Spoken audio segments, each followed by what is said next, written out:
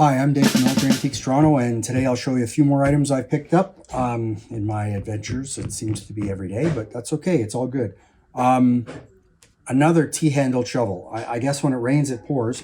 This one, the other one seems to be a bit nicer condition-wise, but you know what? This one's dated 1943, broad-arrowed. Let's see, what's the name on that?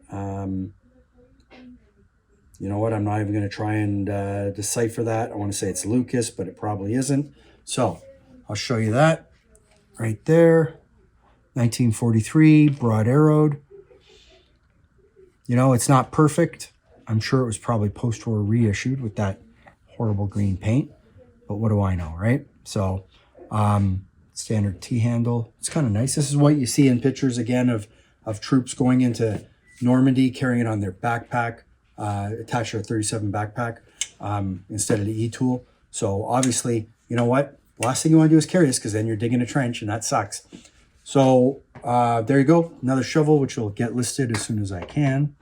And then we have this 1897 Pattern Infantry Sword. You know what? I bought this in the parking lot at my show. Again, I got dragged outside. I didn't want to. I was trying to run the show and I got dragged outside. So problem is that as soon as I touch this, I'm like, that's not a proper pattern sword. It's not the proper weight. It's not, something's wrong with it. So it's marked Furman Sons. When they made it, I don't know. It's Elizabeth II. But I'm looking at it and I'm thinking, it's thinner here than it is for the rest of the blade. The weight's really light. The handle's leather instead of sharkskin.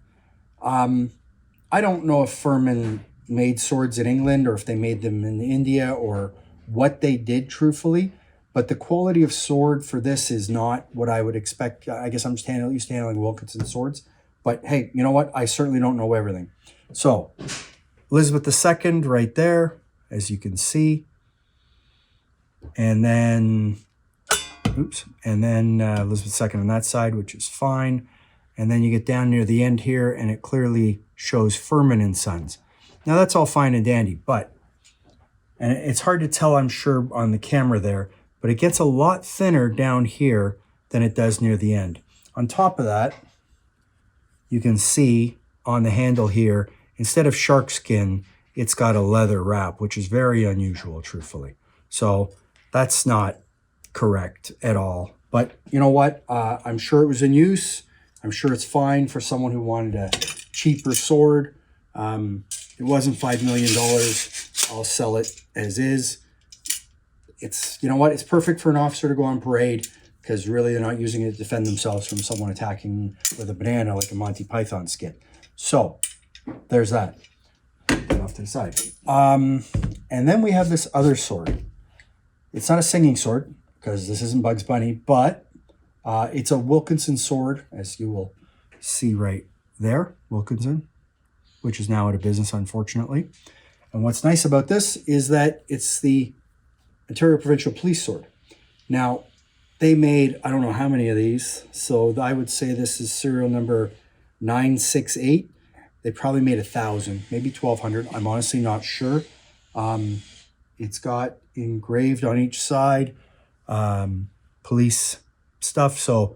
Don't you like that stuff? So it's got the trillium for Ontario, obviously different people they had engraved on it, which I'm sure is somebody important to them. Ontario Provincial Police crest and more all the way down.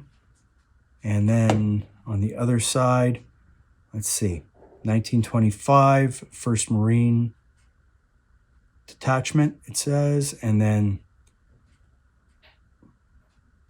Ladder Lake, 1926. Is that what it says? Ladder Lake? Well, we'll find out.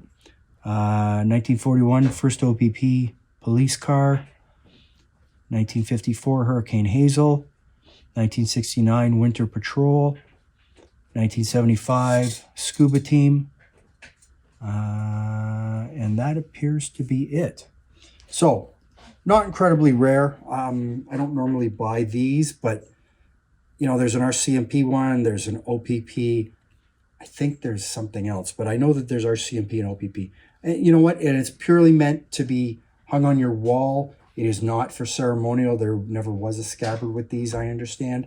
So just something different. It's photoed. It'll get listed in the next day or so on the website and then be gone probably because it's not $5 million. And hey, it's Wilkinson. They don't exist anymore, unfortunately. So sign of the times these days, everything's made as cheapest, lowest possible denominator, just like your body armor in the Army is made by the lowest possible bidder.